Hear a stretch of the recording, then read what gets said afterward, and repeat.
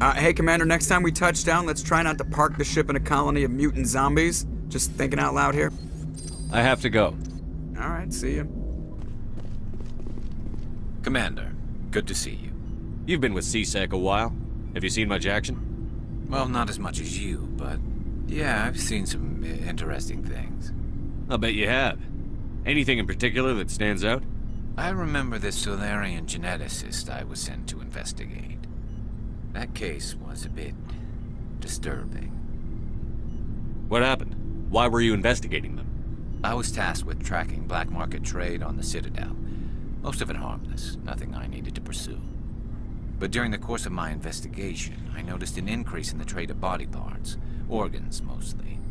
We usually get a few of those, but not the numbers I was seeing.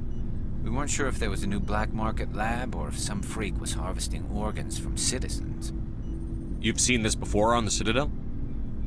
Every so often, some lab sells unwanted parts through the black market, but they're not as bad as the psychos. I remember this one L-Corps diplomat we caught in my first year on the job. He was hacking people up and selling their organs. Had the station in a bit of a panic. But this case wasn't that clear-cut. Turns out there was more going on than we first realized. So how did you figure out what was happening? First, we got a hold of a sample and ran DNA tests. The weird thing was, the match led us to a Turian who was still alive and was very convinced he'd never lost his liver. After a bit of digging, I discovered this Turian worked briefly for Dr. Salion, the geneticist. So I went to his lab hoping to find evidence of cloned organ development, but there was nothing. No Solarian hearts, no Turian livers, not one Krogan testicle. You're kidding, right? Why would anyone want Krogan testicles? Some Krogan believe that testicle transplants can increase their virility, counteract the effects of the genophage. It doesn't work, but that doesn't stop them from buying. They'll pay up to 10,000 credits each. That's 40,000 for a full set. Somebody's making a killing out there. What did you do about the geneticist? I brought in some of his employees for interrogation, to see if I could get them to talk. While I was interviewing one of them, I came across something suspicious. You mean threaten? Was that really necessary? Maybe, maybe not. Either way, it paid off. One of my detainees started bleeding profusely during the interview. We offered to patch him up, and he got frantic, freaked out. I ordered a full exam to find out what was going on. Our medics found incisions all over his body, some of them fresh. That was our big break. These people weren't just Dr. Salion's employees. They were test tubes. Walking, living test tubes. He was growing parts inside these people? Exactly. He cloned their organs right inside their own bodies. Then he harvested them and sold them off. Most of the victims were poor. He'd pay them each a small percentage of the sales, but only if the organs were good. Sometimes an organ wouldn't grow properly, so he'd just leave it in them. Most of them were a mess, but only on the inside, hidden so nobody could see it. I hope he got what he deserved. That's the worst part. We never caught him. Why not? What the hell happened? He ran, blew his lab, grabbed some of his employees, and headed for the nearest space dock. By the time I found out, his ship was already leaving. He threatened to kill his hostages if we tried to stop him. But you went after him anyway, right? I ordered Citadel Defense to shoot him down, but CSEC headquarters countermanded my order. They were worried about the hostages, worried about civilian casualties if the ship was destroyed so close to the Citadel. I told them those hostages were dead anyway. He just used them to make more organs, but they wouldn't listen. Well, you can't get them all. No, but letting him get away like that. All they had to do was disable that ship, stop him from running. Maybe the hostages die, maybe they don't, but at least we stopped the bastard responsible for it all. I suppose I can see both sides. But what's done is done. I suppose. Can't waste too much time worrying about it now. Just wish I could have stopped him. That's all. Do you have any idea what happened to Dr. Salion? I sent out feelers from time to time, hoping to find something. I thought I'd found him a while back. He changed ships and changed his name to Dr. Hart, his idea of a joke, I guess. I told the military, but they weren't convinced it was him. I got the transponder frequency for his new ship, but I just can't get anyone to check it out. I'll check out the coordinates when I get a chance. I was hoping you'd say that. But Commander, take me with you when you go. If it's Leon, I want to be there when you find him.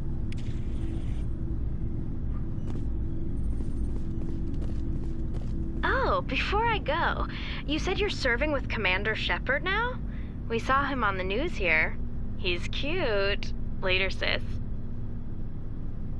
Tell me you didn't hear that. Your sister, I assume? Until I get home and kill her. That's Sarah, the youngest. Surprised to see you here, sir. Thought you'd be chatting up what's her name? Tassoni? Liara. Why would you think that? Scuttlebutt says you got a bit of a thing for her. I could understand why. The crew's off limits with the regs against fraternization. And at least she looks like a woman. You think I'm interested in Liara because she's the only one I'm allowed to date? So you are interested in her. Of course, it could be politics. Alien diplomat's daughter, us under orders to make nice with the bug-eyed monsters. What's up? You didn't come by to eavesdrop on family mail. Your family seems to be important to you. Yeah, we've always been close. Me and my sisters especially. With Dad on duty so much, I had to help Mom raise them. What about your mother? You haven't mentioned her. You must know what military wives are like. Strong because they have to be. She has a degree. She gave up her career to raise us, though. Where did you grow up? All over. We transferred a half a dozen times before I finished grade school. You go where personnel command sends you, right? I guess that's why I'm so tight with my sisters. We'd have to leave all our friends every 2 or 3 years. You have more than one sister? Sounds like a big family. Yeah, I'm the oldest, then Abby, then Lynn. Sarah's the youngest. She's still in high school. With 4 girls, Dad used to say he felt more outnumbered at home than on maneuvers. Did your father serve with the fleet? Yeah, took any crap posting he could get that offered space time. You know what? He worked his ass off trying to get recognized, but he never made it above serviceman 3rd class. He was real proud when I made chief. First thing he did was salute. What about your mother? You haven't mentioned her. You must know what military wives are like. Strong because they have to be, able to raise kids while Dad's away on a 6-month cruise. She has a degree in planetary geology. She and Dad both wanted to see new worlds. She gave up her career to raise us, though. After helping raise them, your sisters still talk to you? Amazing. Things were tense between Sarah and me for a while. Then we bonded. Sounds like a story. Feel like sharing?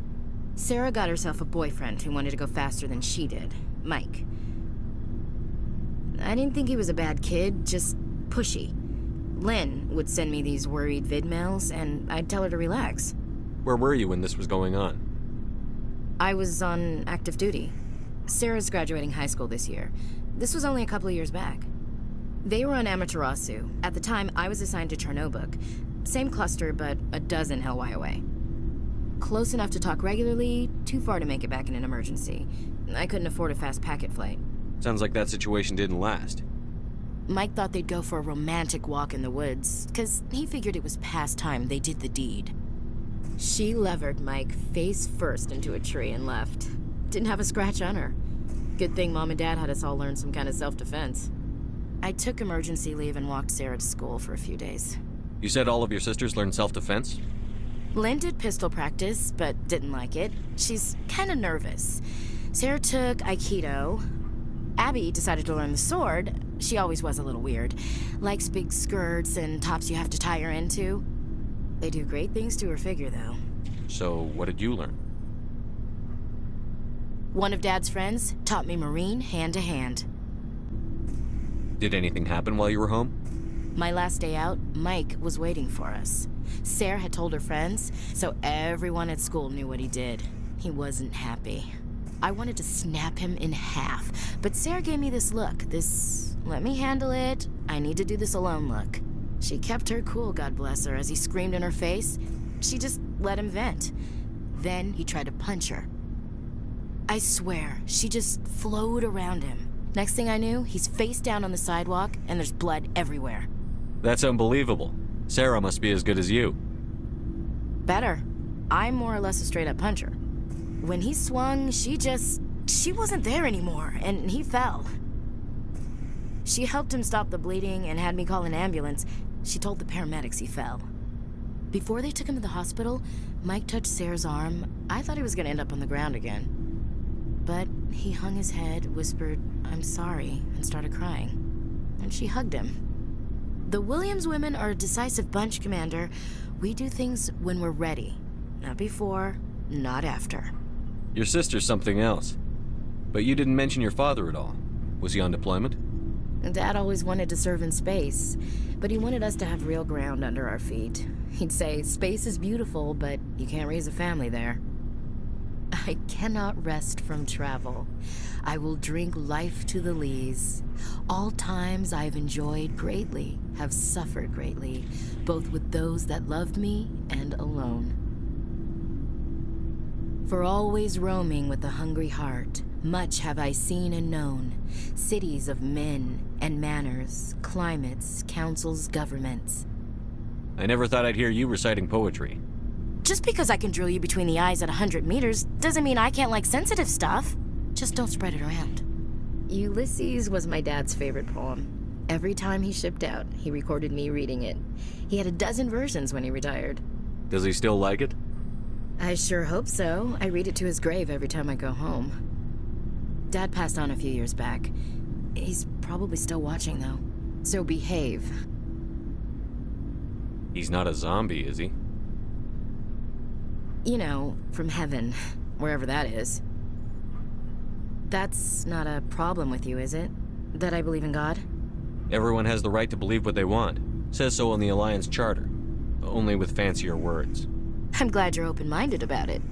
I've met a few people who are really weirded out by my faith. Because I work in space, I can't believe in a higher power? Jeez. Hello, have you people looked out the window? How can you look at this galaxy and not believe in something?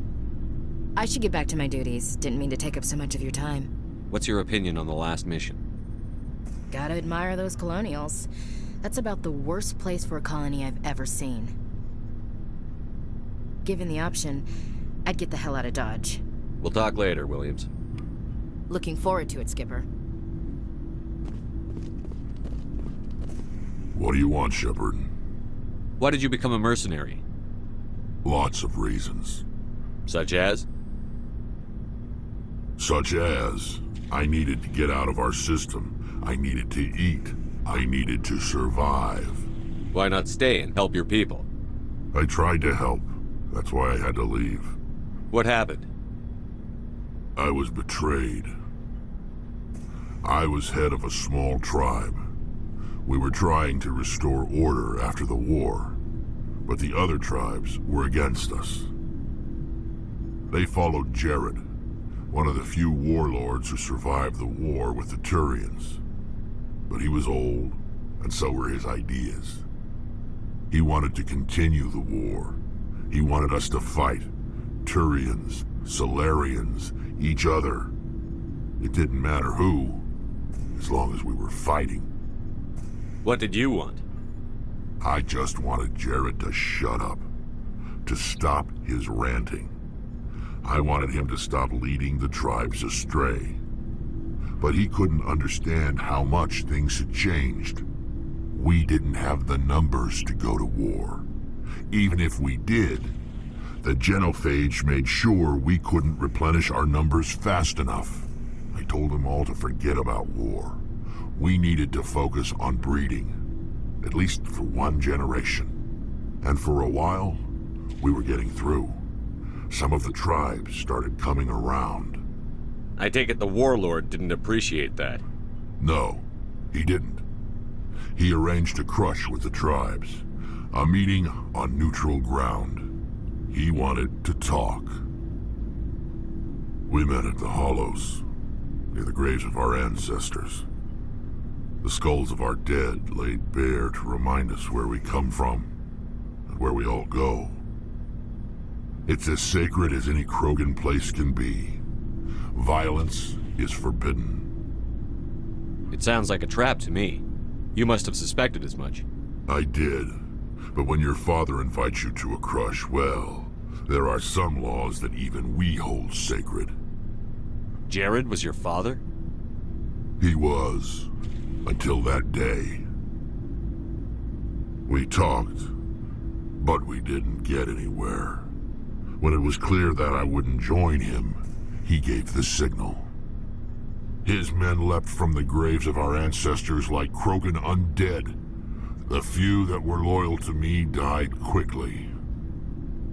I escaped with my life, but not before I sank my dagger deep into my father's chest. That is why I left, and that's why I'll never go back. You must have family other than your father. Don't you miss them? You trying to make me cry, Shepard? I've got some unfinished business with my family, but that's all. What kind of business? Before I left, I made an oath to my father's father. I swore to recover my family's battle armor. It was taken from him after the uprising. What's so important about this armor? It's a relic. Useless, really. But it was worn by 5 generations of my family before the war. It's rightfully mine. Originally, it was taken by the Turian military.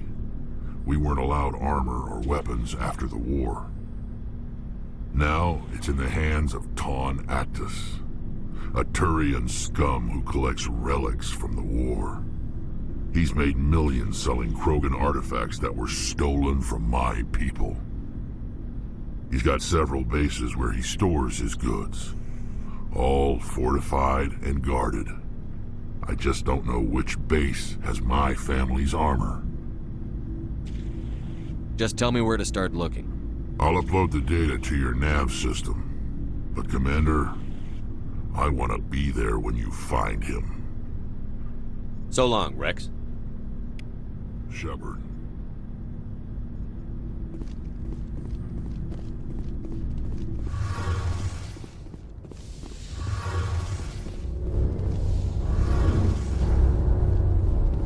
Shepard, I'm glad you're here.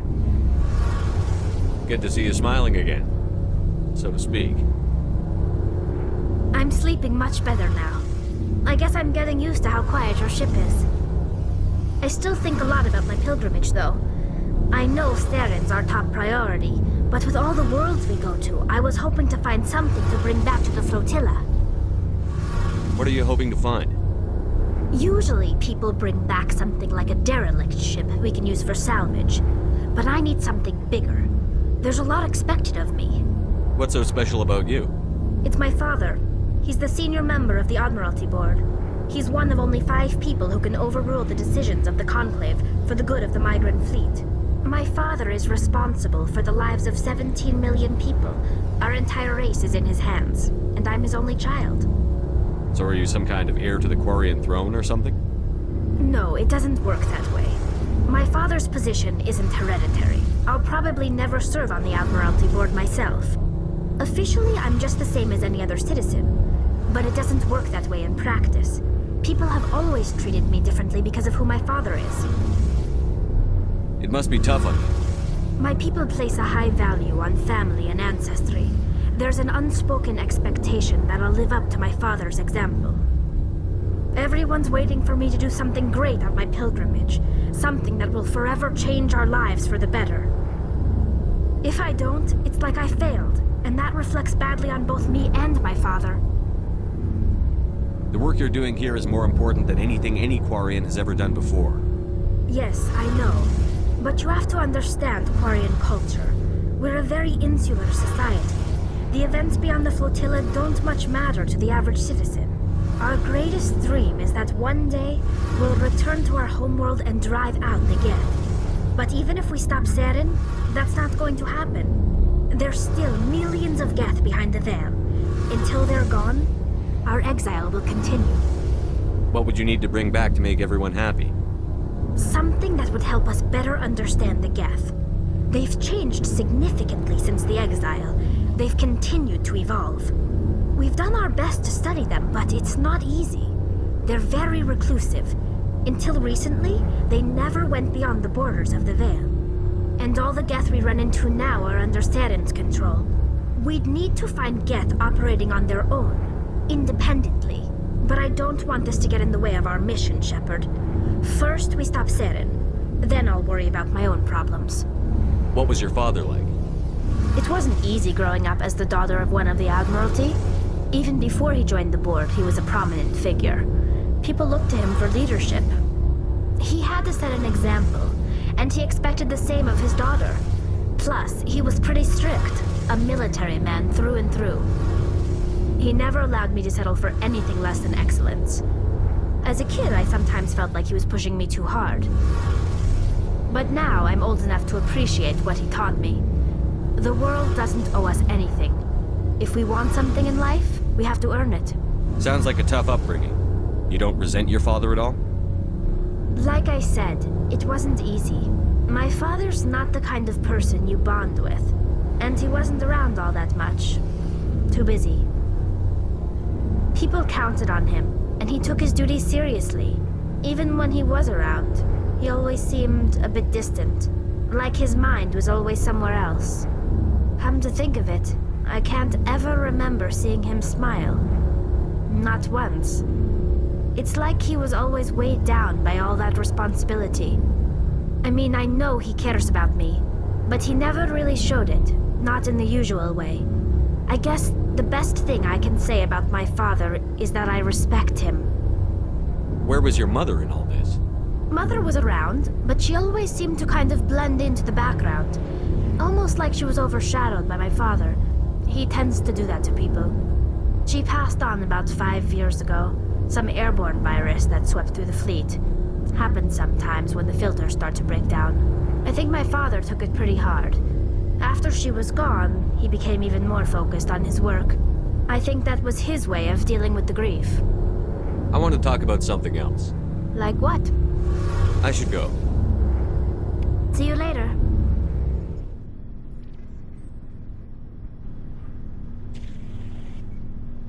Anything you need, Commander?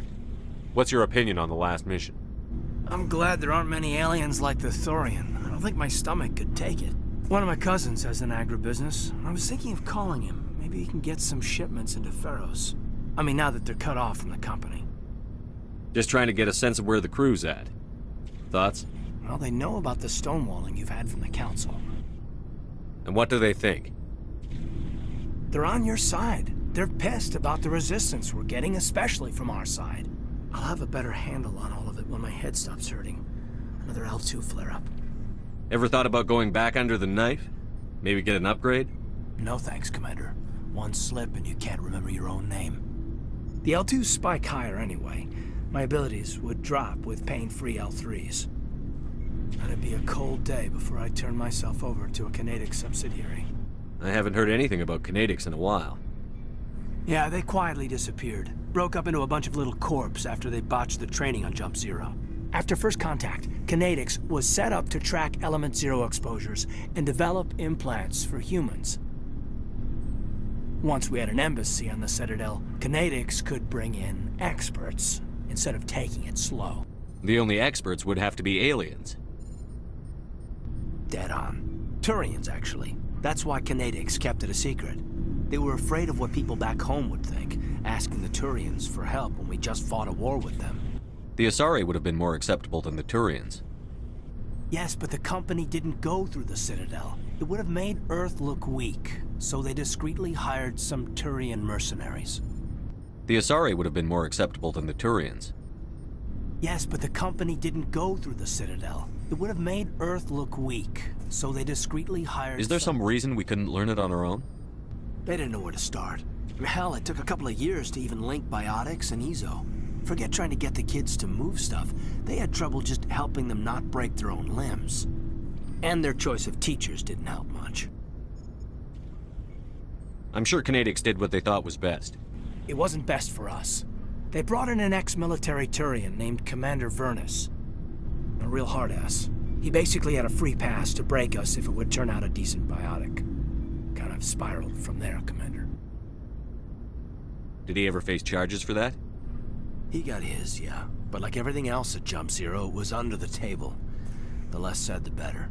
Anyway, This is ancient stuff. I walked it off a long time ago. I should get back to my duties, Commander. We're here to make history, not rehash it. We'll talk another time, Lieutenant. Commander?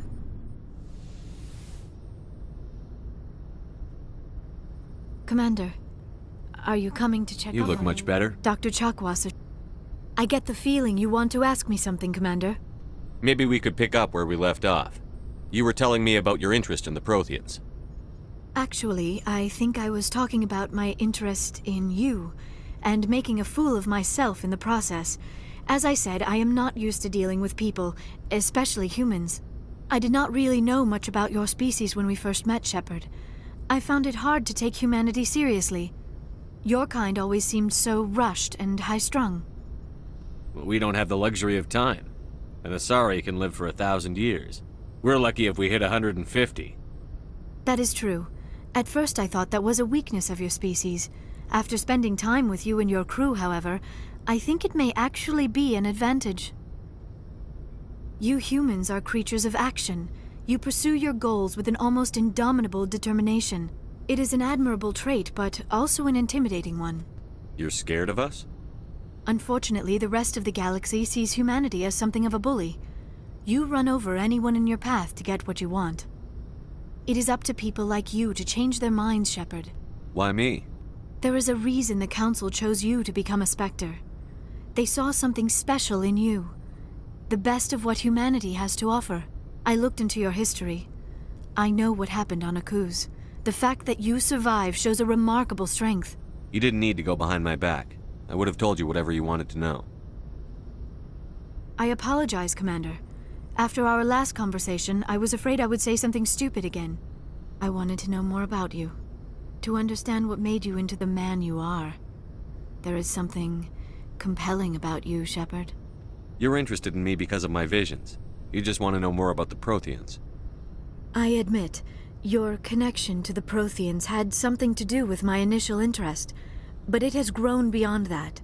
You intrigue me, Shepard, but I was not sure if it was appropriate to act on my feelings. I thought there might already be a relationship between you and Chief Williams. Williams and I are just friends, nothing more. My mistake, then. I am not as adept at understanding human relationships as I thought. But what about us, Shepard? Is there a mutual attraction, or was I wrong about that too?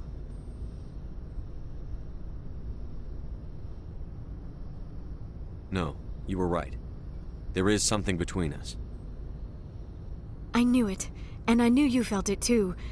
But does this not seem rather strange? Why do I feel so close to you? We have only known each other a short time. We are from two different species. We have almost nothing in common. This makes no sense. These things never make sense. They just happen, and we get swept up in the storm. You make it sound so chaotic, so dangerous. Don't tell me a little danger puts you off. This is all a bit overwhelming. I am not used to this. You. I need some time. Take all the time you need, Liara. I'll be here. Thank you, Shepard. Let's just talk about something else for now. I should go. Goodbye, Shepard.